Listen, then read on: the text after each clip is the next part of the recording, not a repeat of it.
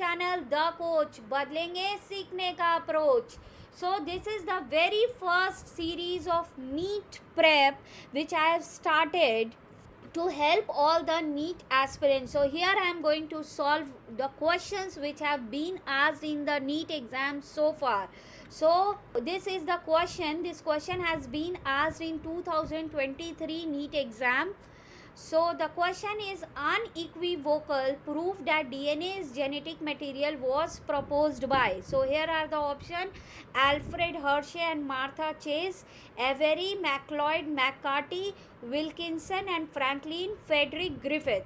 Before you get into the answer directly, I would tell you the interesting story behind the search for genetic material. So this search began in 1869 by Frederick Mesher. Frederick Mesher was basically a cell biologist who studied the pus cell. He took the pus cell from the bandage which was lying outside a hospital and started studying the composition of nucleus. He found that at a molecular level, he was studying the nucleus composition at molecular level, and he found that there is a biomolecule which is acidic in nature, and thus he said that the nucleus has a biomolecule which is acidic in nature, and thus he named it as nuclein. To the technical limitation, he was not able to extract this long polymer intact, because DNA which the genetic material which he discovered, which was acidic in nature, was a long polymer. He could recognize that, he could say that, but he could not study the structure, the whole structure of this long polymer, because he didn't had the technology at that time to study that. So next came the Rosalind Franklin and Morris Wilkins. They started studying these biomolecules and by using a technique called X-ray diffraction. Okay, so based on this X-ray diffraction, they got few data about the structure of the biomolecule. James Watson and Francis Crick gave or explained a very simple but a famous DNA double helix model which could easily explain the structure of DNA. So by 1953, when James Watson and Francis Crick gave the double helix model for DNA, we were able to know the structure of DNA. But still biologists were not clear on the biochemical nature and what was the role of this biomolecule in the genetics. So the study was further carried by Frederick Mesher in 1928. Frederick Mesher conducted a series of experiments with Streptococcus pneumoniae. It is a bacteria which causes pneumonia, and he witnessed some miraculous transformation in bacteria. Transformation means, let's study with this experiment. So what he did, he took two strains of bacteria. So which bacteria? Two strains of Streptococcus bacteria. One strain of the first strain of bacteria was smooth, which was known as S strain, and the other strain of bacteria was R strain. So what happened is, S strain bacteria was very virulent, and while the nature of R strain bacteria, R strain Streptococcus bacteria were non-virulent. So what he did, that he conducted a series of experiments in different conditions. What he did, he first took smooth strain virulent bacteria, smooth strain of Streptococcus bacteria which were virulent. He injected into a mouse. Mouse died because it was virulent. It caused infection, pneumonia in the mouse, and the mouse died. So in the next case, he took the rough strain or R strain which was non-virulent, and he injected in the mouse, and the mouse lived even after the infection. So there was no infection, and the R strain was injected when R strain was injected into the mouse. So next what he did, he injected the rough strain or R strain which was non-virulent in the mouse. The mouse lived. because it was non-virulent. Next, in the third case, what he did, he heat killed the smooth strain. So when we heat the any strain of bacteria, it destroy its nature, or you can say it destroys its pathogenicity or virulency. So virulency was destroyed, though it was smooth strain, and due to which mouse again lived. And finally, in the last stage, he took rough strain of streptococcus bacteria, which was non-virulent, and heat killed smooth strain bacteria. So when he mixed these two and injected into the mouse died. This means he concluded that there was something, because the smooth strain was virulent and it was heat killed. So there was something which got transferred from smooth strain to the R strain. So he concluded that R strain bacteria has somehow been transformed by heat killed strain bacteria. There was something which got transferred from heat killed smooth strain to the rough strain and transformed the R strain or rough strain bacteria into the smooth strain. So this transformation was observed by Frederick Griffith. But however, and he said that this transfer was due to genetic material. But however, he was not able to define the biochemical nature of the genetic material. And say, so next comes these three guys, Oswald Avery, Maclean McCarthy, Colin MacLeod.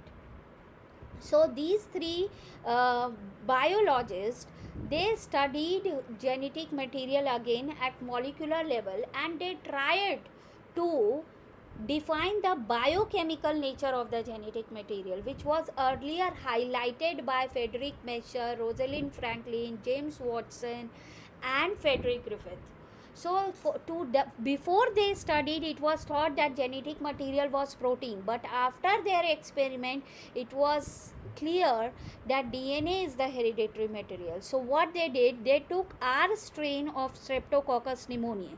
So these are the R strain. So in a test tube, in the first test tube, you can see they took the R strain of Streptococcus pneumoniae, and in that they added carbohydrate of S type. So S-type strain of Streptococcus pneumoniae, they purified the carbohydrate molecule from that bacteria and added carbohydrate here. Of what? Smooth strain Streptococcus pneumonia. So what they did, they added carbohydrate of S strain Streptococcus pneumonia, which was virulent, thinking that to observe that whether carbohydrate of S strain can transform the R strain. They kept it under certain controlled condition, and after some times they observed that no transformation took place, only R strain bacteria was there. R strain was not converted into S strain. In the second test tube, they again took the R strain bacteria, R strain of Streptococcus bacteria, and they took protein of S type. What they took? They took protein of S type. Okay, so when they took the protein of S type bacteria, S strain of Streptococcus bacteria, and they again kept it under control condition, and they observed that after some time R strain was not converted into S strain. So again there was no transformation observed here. In the third test tube, what they did, they took the R strain of Streptococcus bacteria, along with that they took the DNA of Streptococcus bacteria of S strain Streptococcus bacteria, which was virulent, and along with DNA they took an enzyme called DNase. So due to presence of DNase, this DNA got denatured. separate the strands of DNA. The DNA is digest the DNA. So due to the digestion of DNA, when they kept this test tube under control condition, no R strain again was converted into S strain, or no transformation was observed. Similarly, now in the last test tube, they took R strain bacteria and they took DNA of S strain streptococcus bacteria, S type streptococcus bacteria, and they kept it after some time, and they observed that some of the R strain got converted into S strain. So here they got both R strain plus S type. So they concluded that it is the DNA of S type streptococcus bacteria which has the virulency feature encoded inside the DNA, and it was that DNA which is transferred from one generation to other, or which is transferred from S strain to the R strain, and is responsible for conversion of R strain to a virulent strain from non-virulent strain. So hence it was concluded after this experiment that DNA is the hereditary material, but all biologists were still not convinced. So at the last, the unequivocal proof that DNA is the genetic material came from experiment of Alfred Hershey and Martha Chase in 1952. They worked on the virus that infects bacteria. So any virus which infects the bacteria are known as bacteriophages. So they conducted an experiment in two parts, part 1 and part 2.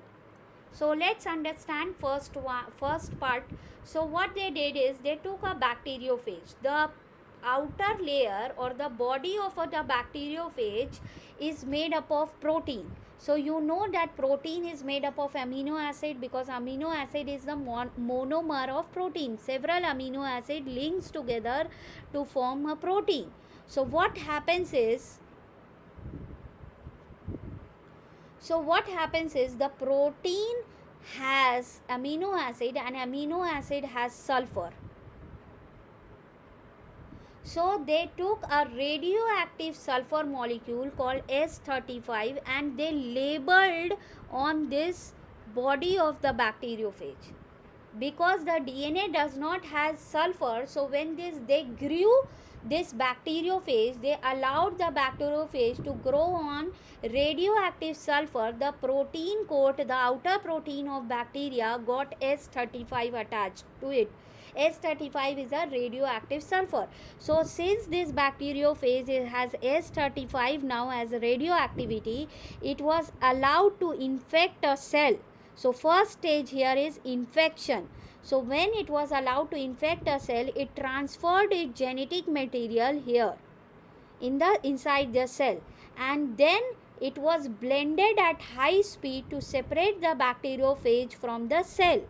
And once the bacteriophage got separated from the cell and the DNA or the genetic material got transferred into the cell, it started replicating in the host cell by using the host cell machinery, and finally it was centrifuged. Centrifugation is a technique where we rotate the biomolecules at very high speed and separate them on basis of their density. Cell being higher in the density, cell gets settled down at the end of the test tube like this. So here you will get the cell, okay, and here in the supernatant you get these bacteriophages. So the cover of bacteriophage. So you know that this cover of bacteriophage has S35 label of radioactivity. So when it was seen that no radioactivity was seen in S35 because in the cells. So because the cells did not had this protein cover of bacteriophage, radioactivity was detected in this supernatant which had this bacteriophage. So this similarly, On the other side, they took another bacteriophage, and in that bacteriophage you allowed that bacteriophage to grow. They allowed that bacteriophage to grow on P32. P32 is a radioactive phosphorus. So when they allowed the bacteriophage to grow into it, the P32 got embedded into the DNA or the genetic material inside, because DNA has phosphorus in it. DNA has nucleotide, and in that nucleotide you have phosphorus. So due to the presence of phosphorus in the genetic material, the P32 got attached to the DNA. Now when this bacteriophage was allowed to infect a cell, this P32 labeled DNA entered into the cell. Now it started replicating by using the host cell machinery, and the second step was to start the blending. It was blended so that bacteriophage can separate from the attached cell. Now what happens, when these two are separated, they are centrifuged again, and in the centrifuge, as I told you, they will separate based on the density.